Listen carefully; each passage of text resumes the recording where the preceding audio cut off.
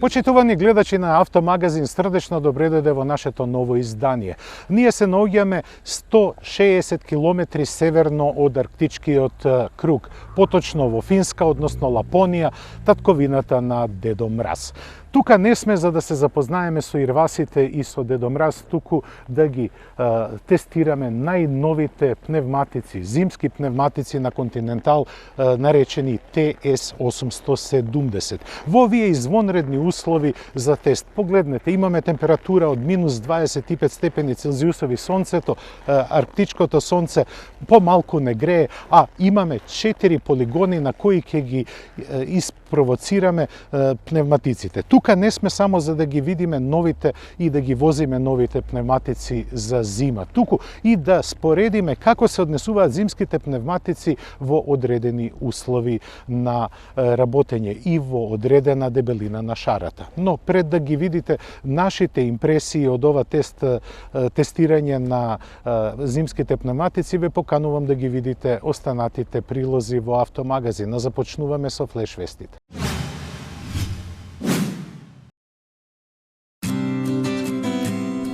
Откако ги забележаа првите случаи на заболени од коронавирусот во земјата, швајцарските власти ги забранија сите настани на кои треба да присуствуваат повеќе од 1000 луѓе. Одлуката беше донесена само 3 дена пред отварањето на салонот на автомобилите во Женева, заради што организаторите го откажаа. Изразувајќи жалење за ситуацијата, тие соопштија дека здравјето на сите учесници е врвен приоритет и дека на посетителите кои купиле влезници парите ќе им бидат вратени. На изложувачите пак, кои вложија многу труд, време и средства, штетата никој нема да им ја надомести. А таа е огромна, најмногу за малите и непознати фирми на кои настапот на салонот им беше најделотворен начин да се представат на јавноста. Не само на околу 600.000 посетители, колку што се очекуваа, туку и на целиот светски аудиториум преку известувањата на бројните новинарски екипи. Меѓу нив требавме да бидеме и ние, но ете моравме да останеме дома.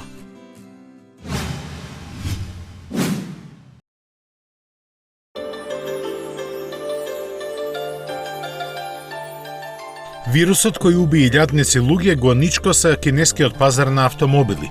Продажбата во јануари таму забележа пад до 22, а во првата половина од февруари дури 92%. Тоа значи дека во земјата, која има скоро 1,5 милиарда жители, дневно во просек се продавале по едва 1600 возила. Деновиве се очекуваат податоците и за целиот февруари, кои воопшто не се оптимистички и се движат некаде околу 70% во минус. Заради коронавирусот во Кина се затворени бројни автосалони, а не работат и одреден број погони за производство на возила и делови. Загрозена и целата автомобилска индустрија во светот, бидејќи зависи од компоненти произведени во Кина, главно за аудиосистемите. Најлошото сепак е што нема прогнози за тоа кога ситуацијата колку толку ќе се смири. Сосема е јасно дека ова ќе зададе силен удар на автомобилските производители кои некој период веќе се мачат со профитабилноста заради изголемените трошоци за развој и строгите еколошки прописи. Ќе биде загрозена и динамиката на лансирањето електрични возила, бидејќи огромен дел од батериите за нив доаѓаат токму од Кина.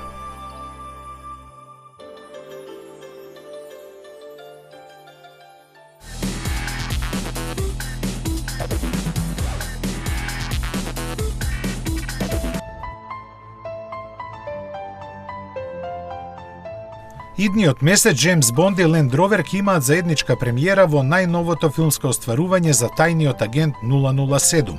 Со децении во служба на нејзиното височество, овие две легендарни имиња секој на свој начин ја расширија славата на британската империја широм светот. Затоа и не треба да изненадува што токму принцот од Велс официјално ги пушти во работа новите истражувачки капацитети на Jaguar Land Rover во Ковентри. Со назив Национален центар за автомобилски иновации, тоа е еден од најголемите европски истражувачки и развојни објекти. Лоциран на Универзитетот во Ворвик, ќе ги обезбеди знаењата на академската заедница, инженерите и дизајнерите кои ќе се соочат со новите предизвици на мобилноста. На 33.000 квадратни метри тие заеднички ќе обликуваат иднината на глобалната автомобилска индустрија, за што на располагање им стојат најмодерните технологии. Покрај Jaguar Land Rover, инвестиција од 150 милиони фунти ја подкрепија неговата матична компанија Tata Motors и секако британската влада.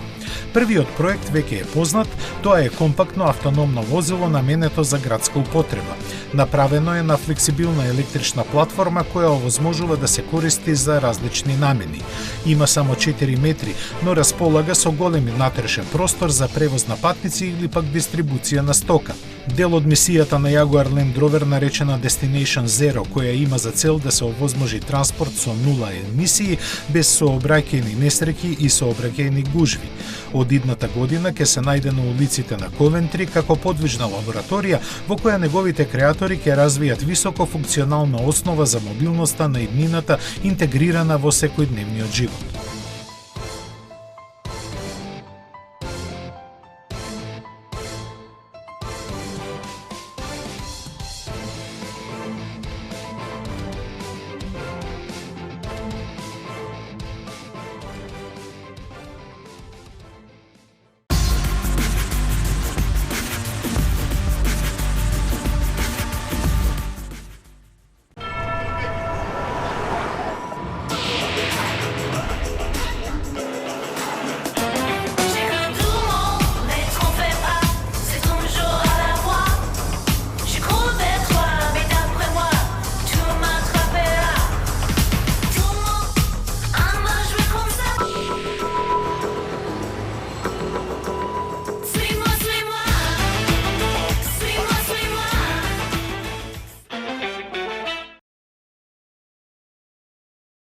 Како ќе изгледа возилото на иднината? Има предни светла кои личат на лавовски заби. Лавовски заби? А дали ќе лета? Не, тоа е смешно, ама ќе има 3D инструмент табла со сите потребни информации. Дали можеш да го нацрташ тоа возило? Јас не цртам толку добро, но може нешто како ова.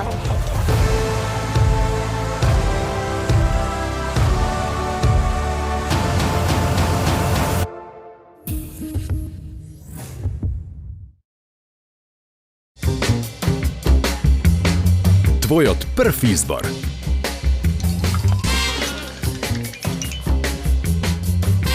Брилијант. Водечко масло за јадење според потрошувачите во Република Македонија по сите карактеристики.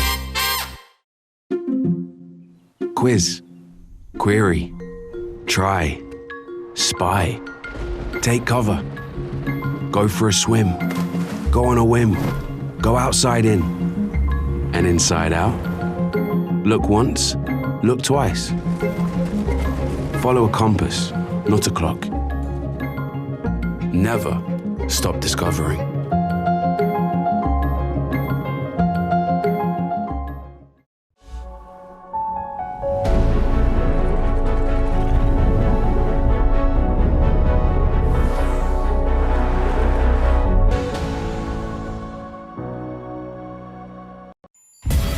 Комбинацијата бизнис и забава или спортска динамика и елеганција на луксус. Звучат неостварливо, но реално се. Кај Audi Q8. Го добивате со Porsche лизинг пакет, 36% учество, 3,6% каматна стапка и 3 години каско. Audi Q8 е еден.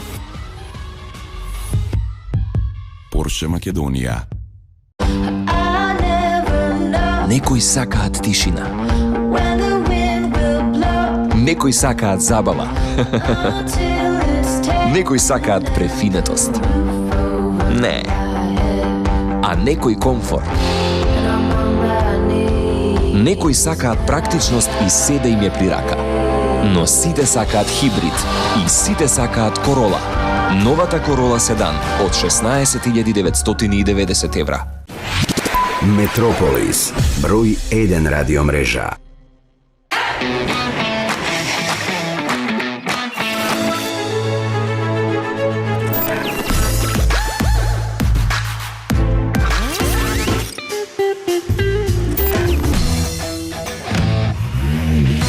Едноставно до нов автомобил. Со Шпарка се лизинг.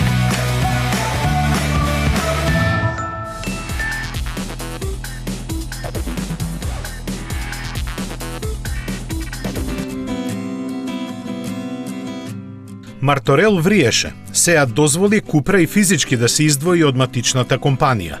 Новиот почеток символично беше означен со отворањето на посебен објект веднаш до главната дирекција, зачинето со представувањето на лутиот Купра Леон. Малку неочекувано, но не и изненадувачки, тој беше покажен во хеджбек и каравански верзии. Она што се очекуваше беа моќните мотори наменети за нив, кои ги има 4.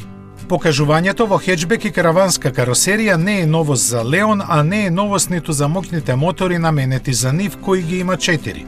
Најслабиот, кој воопшто не е слаб, има 245 конски сили, хибридно извлечени од 1,4 литарскиот TSI мотор. Практичноста му е нагласена со плагин напојување кој овозможува поминување на 60 електрични километри. Следи дволитарскиот турбобензинец со иста сила, кој во својата навиена верзија располага со здрави 300 коњи. Но само за хеджбекот, бидејќи за караванската ST изведба е резервиран истиот мотор со 310 коњи и 4 драйв погон на сите тркала. Со него овој Леон забрзува до 100 км на час за помалку од 5 секунди, а максималната брзина му е ограничена на 250. За комплетирање на перформансите сите модели имаат 7 степен DSG менувач со 2 спојки. Леон Купра однадвор се разликува по агресивниот изглед со нови спортски браници, посебно дизајнирани тркала од 18 и 19 инчи и аеродинамични додатоци околу целата каросерија. Внатрешноста дополнително унапредена со нов атрактивен управувач, дигитална инструмент табла со тркачка телеметрија и спортски седишта. Возачот може да бира меѓу 4 режима на возење, да издава гласовни команди на инфозабавниот систем и да не се грижи кога многу претерува со брзината, бидејќи тоа за него го прават мношто електронски асистенти. Плюс на тоа, возилото е спуштено за 25 мм, ослонувањето е потврдо, а системот за сопирање потекло од Brembo. Почетокот на продажбата на новиот Купра Леон е закажан за есенва, а цените во овој момент не се објавени, но сигурно нема да бидат ниски, бидејќи Сеат сака да загризе со ова своја субмарка. Колку силно говори и податокот дека кога ќе ја комплетира својата гама, се очекува таа да го дополни салдото на матичната компанија со милијарда евра приходи. Приликата беше искористена за покачување на тркачките верзии на Купра Леон, стандардната со 340 и електричната со 680 конски сили.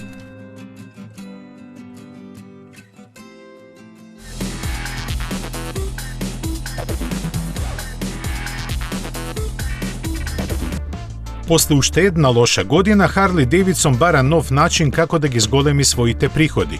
На електричниот LiveWire ќе му треба уште многу време за да почне да носи пари, па компанијата од Милвоки се свртува кон помладата публика. За нив се наменети 2 нови модела, Bronx и Pan America. Моделот Bronx е произведена верзија на Street Fighter 975 концепт со новиот Revolution Max агрегат со 115 конски сили.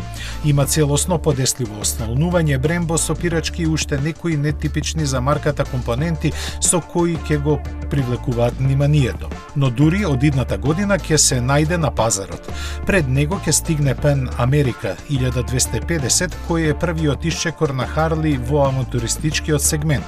Ќе го задвижува поголема и посилна верзија на споменатиот водено-ладен мотор прилагоден на Euro 5 стандардите.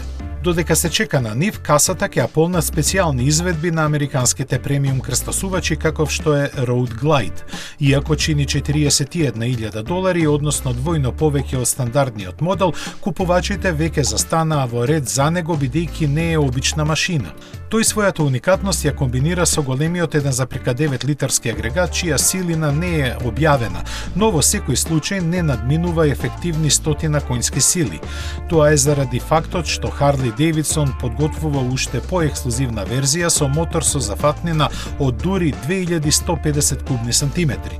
Треба да се напомене и дека секој дилер во Америка ќе добие само по еден примерок од овој екзотичен модел, достапен само во една боја. Харли Дейвидсон лани продаде околу 220.000 моторцикли, што е пад за 4,3%. Приходите му се намалија за 8%, а профитот за дури 31%.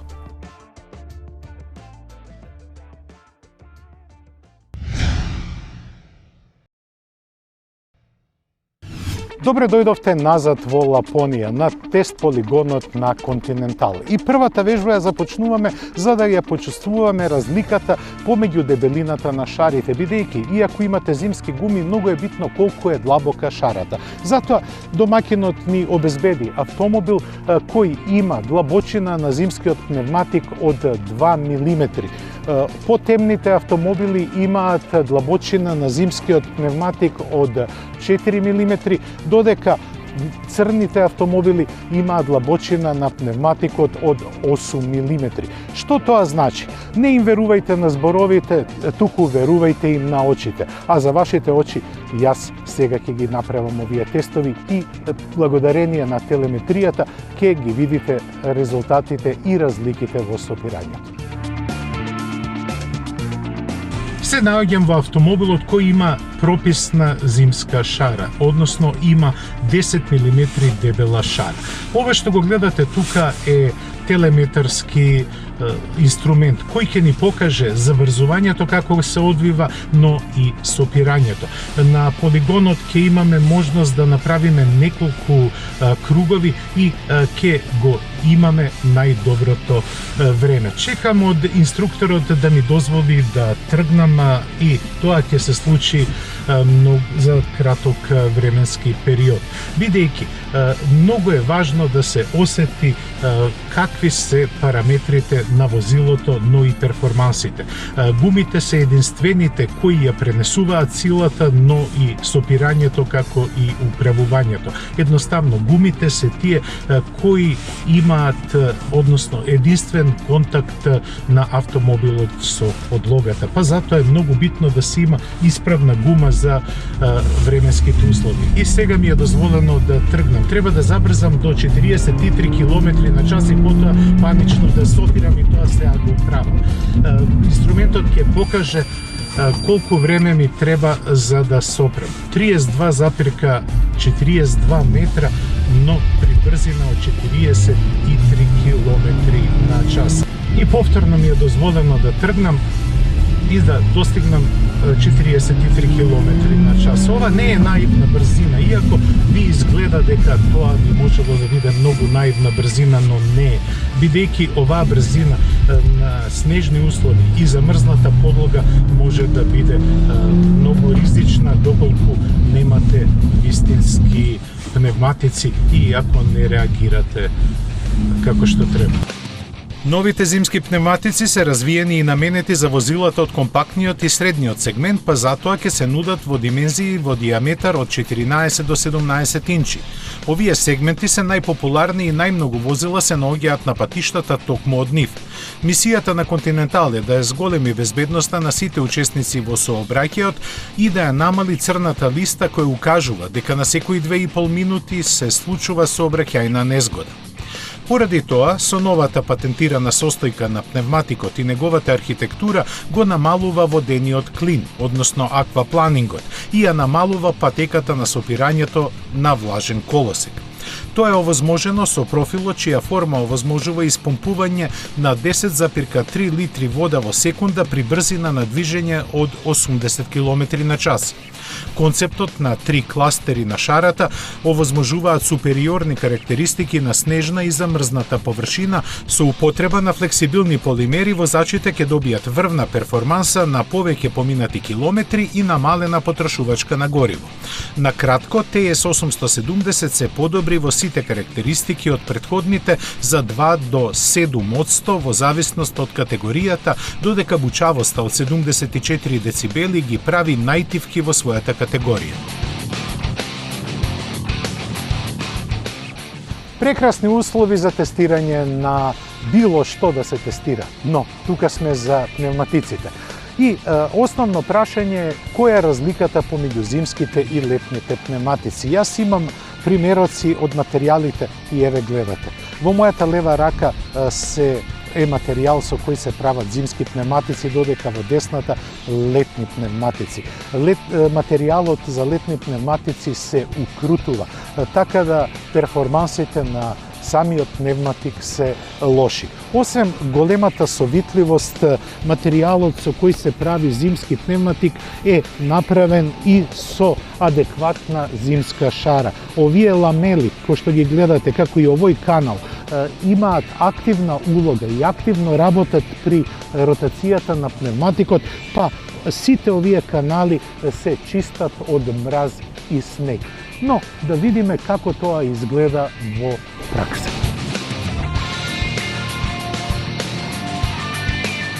Пред малку ви демонстрирав што значи во материјал разлика од летна и зимска гума. Сега се возам низ патеката со летните премиум контакт 6, кои се извонредно високо оценети. Но во овие услови, оваа летна гума е поинфериорна од најлошата зимска. Затоа секогаш препораката е да имате пневматици онакви какви што налагаат временските услови. Не е дека вие не може да возите на снег и мраз, како што ги гледате условите, но морате да бидете извонредно внимателни, секогаш да бидете на штрек и да возите многу поспоро отколку што мислите дека треба да се вози, бидејќи самиот материјал се укрутува. Онаа шара која ја има гумата не е адекватна за овие услови, нема доволно вентилирање на самата шара и тогаш може да се дојде до една сосема рамна површина која се лепи околу пневматикот и да се случи она што не би сакал никој да се случи. А овде, бидејќи возам многу споро, иако возев споро, удрив во заштитниот зид. За среќа, тој е од снег. Значи, нема многу да се филозофира. Најдобрата летна гума е многу полоша во зимски услови од најлошата зимска.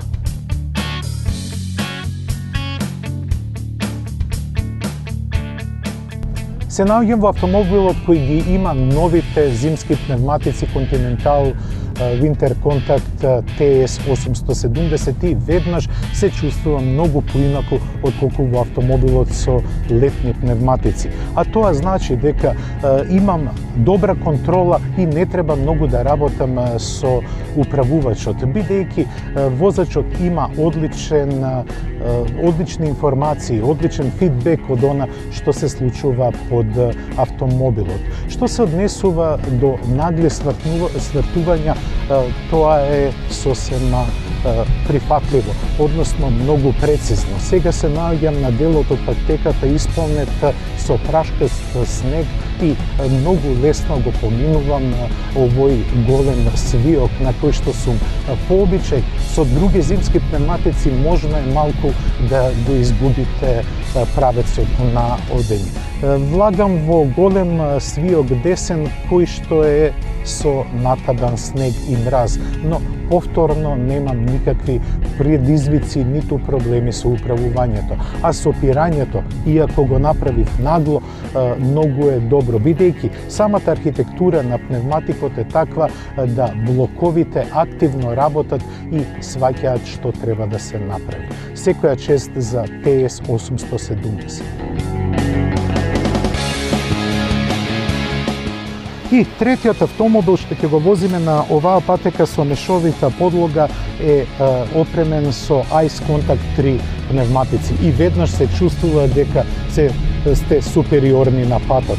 Имате одлична представа, но и одличен фидбек на автомобилот. Овој пневматик е опремен со клинци кои се забиваат во подлогата, па се зголемува перформансата. Она што исто важно да се напомене за Ice Contact 3 пневматиците е дека се направени од најмека смеша, па затоа нивната еластичност е многу голема. Во комбинација на оваа еластичност и клинците кои се забиваат во подлогата, имате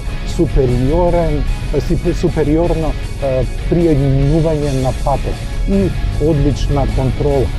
Се разбира, малку и може да се задрифта, но тоа ќе го оставиме за следните минути, бидејќи ќе имаме вистинска посластица на овој снежен полигон. И додека направивме кратка пауза за ручек, погледнете што се случи. Времето се сврте наопаку. Од прекрасно и сончево, сега имаме ветровито и снежовито време. Но тоа не е причина да не прошетаме низ времето. Затоа ќе ни помогнат неколку модели на зимски гуми на Continental и неколку модели на Golf GTI.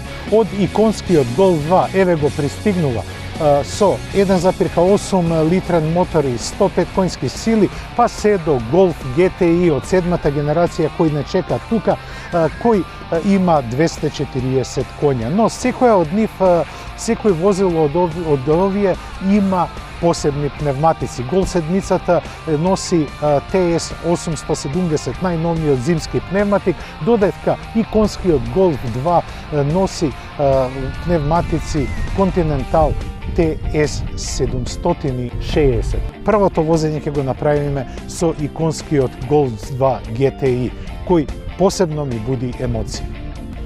И се наоѓаме во вистински времеплов Golf 2 GTI.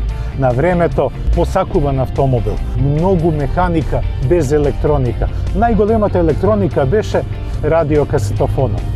А се возам на гуми Continental TS 760.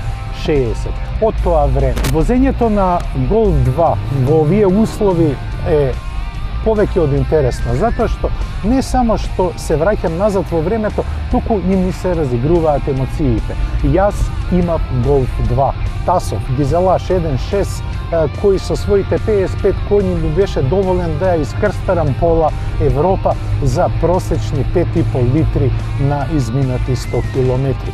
Кои гуми ги имав тогаш, не можам да се сетам, не ми замерајте, тоа беше пред околу 30 на години. Но можам да кажам дека Golf 2 и ден денеска изгледа интересно. Повторно префрлам во понизок пренос и повторно за малце избегнувам да излетам. Нема ABS.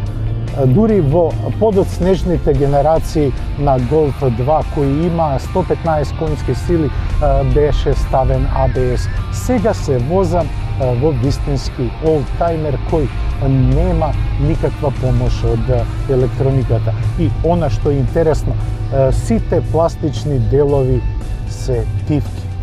Не може да се слушне никакво крцкање.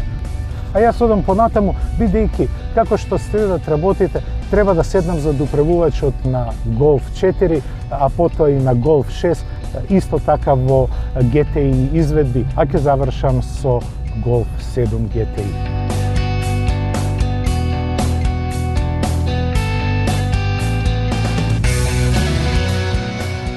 Continental е најпознат како производител на пневматици, но многумина забораваат дека е меѓу врвните во развојот на системи кои се вградуваат во возилата.